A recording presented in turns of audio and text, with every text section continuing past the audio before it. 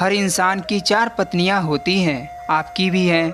क्या आप जानते हैं कौन सी आपकी पत्नी सच्ची साथी है, आपका साथ देती है? आपकी पहली पत्नी कौन है? इंसान कितना नासमझ है। जिन चीज़ों को साथ में लेकर जाना है उन सबको छोड़ता जाता है, और जिन चीज़ों को छोड़कर जाना है उन सबको समेटे जाता है। मुट्ठी बांधे जन्म लिया है, हाथ पसारे जाना है। इस धरा का सब कुछ इस धरा पे ही धरा रह जाना है। कोई कुछ भी साथ में लेकर नहीं जा पाता।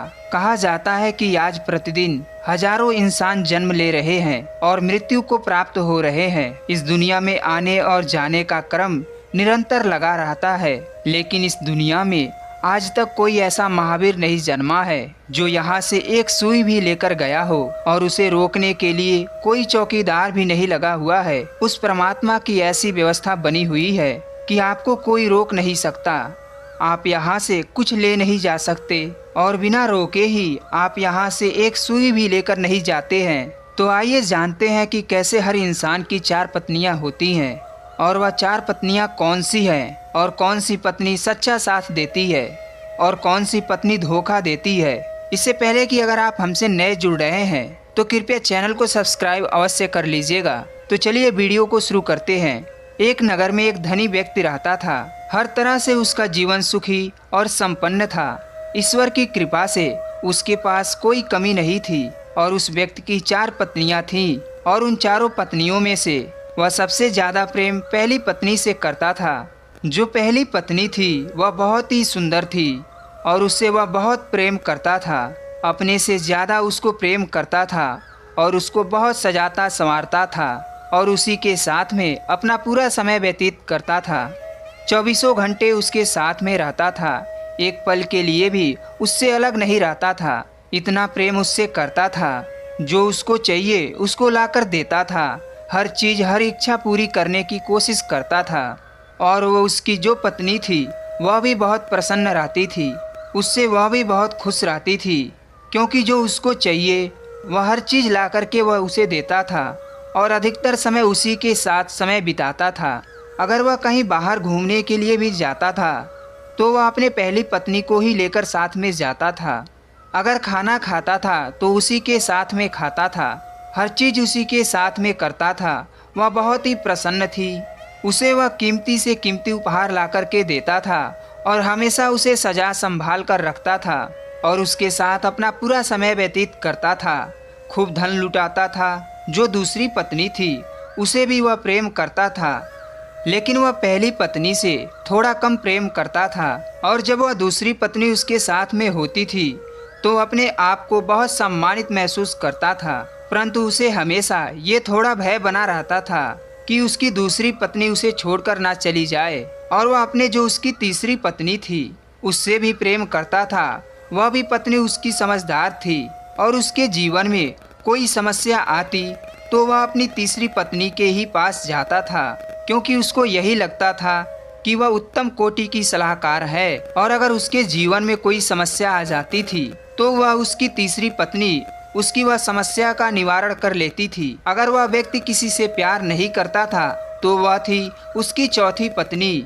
जो चौथी पत्नी थी वह उस व्यक्ति को बहुत प्रेम करती थी। वह बस थोड़ी सी दिखने में सुंदर नहीं थी, इसीलिए वह उससे ज्यादा प्रेम नहीं करता था। वह बहुत ही ईमानदार थी, सच्चे दिल और निष्ठा से उससे प्रेम करती थी। उसके अंदर कोई स्वार्थ नहीं था, और वह उसको प्रेम करती थी, लेकिन वह व्यक्ति उसको प्रेम नहीं करता था। कभी कभी उससे बात कर लिया करता था, कभी मिल लिया या कभी बात कर लिया तो कर लिया, नहीं तो बस उससे ज्यादा प्रेम नहीं करता था। लेकिन वह उसका बहुत ख्याल रखती थी, हर अच्छे काम के लिए उसे प्रोत्साहित करती थी, और जो कोई भी बुरा काम करने वह जाता था तो उसे वह बुरा काम करने से उसको रोक देती थी। हर समय पर उस व्यक्ति की दृष्टि में उस चौथी पत्नी का कोई मूल्य नहीं था, लेकिन उस व्यक्ति की दृष्टि में उस चौथी पत्नी का कोई मूल्य नहीं था। उस व्यक्ति ने अपनी चौथी पत्नी को ना तो कभी समझा और ना ही कभी उस पर ध्यान दिया, ना उस पर कभी विश्वास किया, लेकिन वह हमेशा उसका ध्यान रखती थी। कभी कोई ज़रूरत पड़ती तो दौड़े दौड़े उसके आगे पीछे घूमती रहती थी। ऐसे करके धीरे धीरे समय निकलता गया। एक दिन ऐसा समय आया कि वह व्यक्ति अचानक ही धीरे धीरे करके वह बीमार पड़ गया। उसने बहुत इलाज कराया लेकिन उससे कोई फायदा नहीं हुआ। अब उस व्यक्ति को ऐसा महसूस होने लगा कि मेरा अंतिम समय आ गया है और उसको यह आभास होने लगा कि अब शायद मैं ज़्यादा समय तक रहने वाला नहीं हूँ। अब मेरा अंत निकट आ गया है, अब मैं जाने वाला हूँ। जब ऐसी स्थिति देखी उसने महसूस किया तो उसने अपने चारों पत्नियों को अपने पास में बुलाया। चारों पत्नी उसके पास में बैठ गई तो जो उसकी पहली पत्नी थी, जिससे वह सबसे ज़्यादा प्रेम करता था, हमेशा अपने साथ में रखता था, उसके ऊपर हर चीज़ निछावर कर दी थी। उसने उससे कहा कि मेरा अंतिम चरण आ गया है और मैं सदा के लिए अब इस दुनिया से विदा हो जाऊंगा। क्या आप मेरे साथ चलोगी? क्योंकि तुम सदा ही मेरी प्रिय रही हो और मैं जानता हूँ कि आप ये जानकर बहुत खुश होंगी कि मैं आपको अपने साथ ले चलने के लिए कह रहा हूँ। पर उस पहली पत्नी ने ये बात सुनी और सुनने के बाद तुरंत मना कर दिया, नहीं, मैं आपके साथ नहीं जा सकती। वह व्यक्ति बहुत दुखी हुआ और सोचने लगा कि जिसके ऊपर इतना विश्वास किया, जिसके लिए पूरा जीवन लुटा दिया, उसने सब कुछ उसके ऐशो आराम के लिए और अपना पूरा जीवन उसके लिए बिताया, लेकिन उसने तुरंत मना कर दिया कि मैं आपके साथ नहीं चल सकती। अब उसने अपनी दूसरी पत्नी से वही प्रश्न किया, मैं अब इस दुनिया से जा रहा हूँ, क्या तुम मेरे साथ चलोगी? तो दूसरी पत्नी ने उत्तर दिया, नहीं, मैं आपके साथ नहीं चलूँगी और आपके जाने के बाद मैं किसी और की हो जाऊँगी, किसी और से विवाह कर लूँगी। ये बात सुनते ही उस व्यक्ति का हृदय दुख से भर गया। अब उसने अपनी तीसरी पत्नी से वही प्रश्न पूछा, मेरी मृत्यु के बाद तुम मेरे साथ चलोगी? तो तीसरी पत्नी का उत्तर यही था कि मैं आपके साथ नहीं जा सकती, मैं केवल आपका अंतिम संस्कार करवा सकती हूँ। अब बारी थी चौथी पत्नी की, जिससे कभी उसने प्रेम नहीं किया, जिससे कभी उसने एक मुस्कुराहट भरी नज़रों से कभी देखा नहीं, जिसके लिए पूरे जीवन भर उसने कभी एक चीज के लिए नहीं पूछा कि आपको कोई आवश्यकता है, कोई ज़रूरत है। 1 घंटे का समय भी उसके लिए कभी नहीं दिया। अब उससे क्या उम्मीद करता? वो उससे कुछ बोल भी नहीं सकता था, क्योंकि उसे बोलने की कोई हिम्मत ही नहीं हो रही थी, क्योंकि जिसके ऊपर सबसे ज़्यादा विश्वास किया, जब वही उसके साथ जाने से मना कर दिया, तो जिस पे कभी विश्वास ही नहीं किया, उन सब ने मना कर दिया। अब एकदम वह व्यक्ति निराश हो गया और मुंह लटका के बैठा हुआ था, जब अचानक वह चौथी पत्नी सामने आई और उसके बिना कुछ बोले ही, बिना कुछ सोचे समझे, वह चौथी पत्नी कहने लगी, आप चिंता मत करो, मैं आपके साथ चलूंगी और आप जहां भी जाओगे मैं सदैव आपके साथ रहूंगी, आपका साथ दूंगी, आपका साथ निभाऊंगी। ये बात सुनकर उस व्यक्ति की आंखें भर आई। जिस पत्नी का उसने कभी आदर सत्कार नहीं किया, वही पत्नी आज उसके साथ मृत्यु लोक जाने के लिए तैयार है, जिसके लिए उसने कभी अपना एक समय 1 घंटे का वक्त नहीं दिया, जिसको कभी किसी चीज के लिए पूछा तक नहीं। तो यह चारों पत्नियां हैं। यह 4 पत्नी हर इंसान की होती हैं। हर एक व्यक्ति की 4 पत्नियां होती हैं। सबसे पहले जो पत्नी होती है, जब भी किसी व्यक्ति की मृत्यु होती है या किसी व्यक्ति की मृत्यु हो जाती है, तो उसकी आत्मा जाती है यमलोक, यमराज के पास, क्योंकि वहीं पर उसके कर्मों का लेखा जोखा होता है। कहा जाता है कि कर्मों के अनुसार ही व्यक्ति को अलग अलग जन्म मिलता है। वहीं जाती है आत्मा, तो आत्मा से यमराज पूछते हैं कि आपके साथ में कौन आया है, आपका कोई गवाह है, आपने क्या किया जिसके आधार पर आपको फैसला सुनाया जाए, आपने कैसे कर्म किए, उसके आधार पर आपको अगला जन्म मिलेगा। तो वह कहता है कि हाँ, मेरे साथ मेरी पत्नी है जो हमेशा मेरे साथ में रही है और वो आपको बताएगी कि मैंने क्या किया, क्या अच्छा किया, क्या बुरा किया। वह जो पहली पत्नी है वह है हमारा शरीर, जिससे हम बहुत प्रेम करते हैं और बहुत सजाते संवारते हैं, उसके लिए बहुत सारा धन खर्च करते हैं, लेकिन मरते वक्त हमारा ये शरीर हमारे साथ कभी नहीं जाता। और वह पहली पत्नी की आत्मा आती है शरीर के पास कि चलो मेरे साथ और यमराज से बताओ कि मैंने क्या किया है, क्या अच्छा किया है, क्या बुरा किया है। तो वह मना कर देती है कि नहीं, मैं नहीं जाऊंगी, क्योंकि शरीर यमराज के पास तो नहीं जा सकता।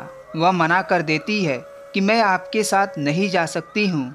और जो दूसरी पत्नी है वह है हमारा संपत्ति, हमारा धन, हमारा कारोबार और जो हमारे सम्मान और गर्व का विषय होता है। पर हमारी मृत्यु के बाद वह हमारे साथ नहीं जाता, वह किसी और का हो जाता है। इसके लिए कहा गया है कि दूसरी पत्नी ने कहा कि मैं तुम्हारे जाते ही किसी और से शादी कर लूंगी, तो वह हमारा धन और संपत्ति होती है, वह भी हमारे साथ नहीं जाती। तीसरी पत्नी है हमारे अपने परिवार, हमारे सगे संबंधी, ये होते हैं तीसरी पत्नी, जिससे हम कभी कभी मिलते हैं, कभी कभी उनसे प्यार से बात करते हैं और इन लोगों को बहुत पीड़ा होती है हमारे मृत्यु से, पर इनमें से कोई भी हमारे साथ नहीं जाता, ना कोई साथ जाएगा। एक केवल हमारा अंतिम संस्कार करेंगे और फिर वह इस दुनिया की मोह माया में व्यस्त हो जाएंगे, यानी कि सिर्फ हमारे अंतिम संस्कार तक ही जाते हैं, वहाँ से आगे कोई नहीं जाता। और जो चौथी पत्नी है वह होती है हमारा कर्म। जो चौथी पत्नी है वह हमारा कर्म है, जिस कर्म के ऊपर हमारा कोई ध्यान नहीं रहता और ना कर्म के ऊपर हम कभी ध्यान दे पाते हैं। लेकिन वास्तव में जो कहा गया है कि ना तो खाली हाथ आए थे और ना ही खाली हाथ जाना है, हम अपना भाग्य लेकर आए थे और कर्म लेकर जाना है। हम अपना भाग्य लेकर आए थे और कर्म लेकर के जाना है।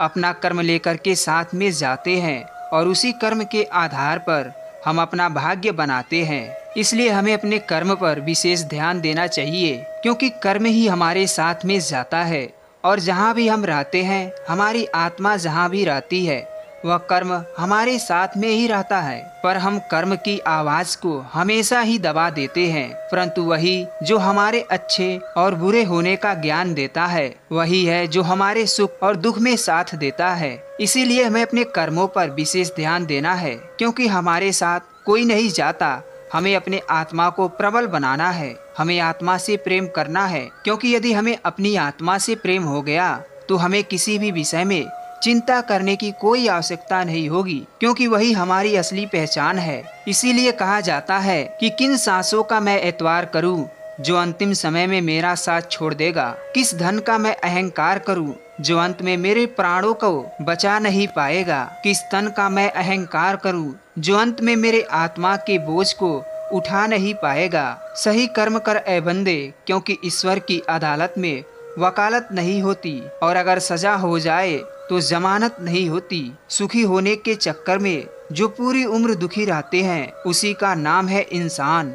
दूसरों की गलतियों को ढूंढने के लिए भेजा चाहिए, पर खुदा की गलतियों को ढूंढने के लिए कलेजा चाहिए। दूसरा कितना बुरा है इसका अंदाजा कोई भी लगा लेता है, पर खुद कितने बुरे हैं इसका अंदाजा किसी को भी नहीं होता। इसीलिए हमें अपनी कर्मों पर विशेष ध्यान देना है और वही हमारे साथ में जाएगा। तो इस प्रकार से हर व्यक्ति की 4 पत्नियां होती हैं। अगर वीडियो अच्छी लगी हो तो चैनल को सब्सक्राइब करके कमेंट में जय श्री कृष्ण अवश्य लिखिएगा। फिर मिलते हैं किसी अगले वीडियो में, तब तक के लिए धन्यवाद।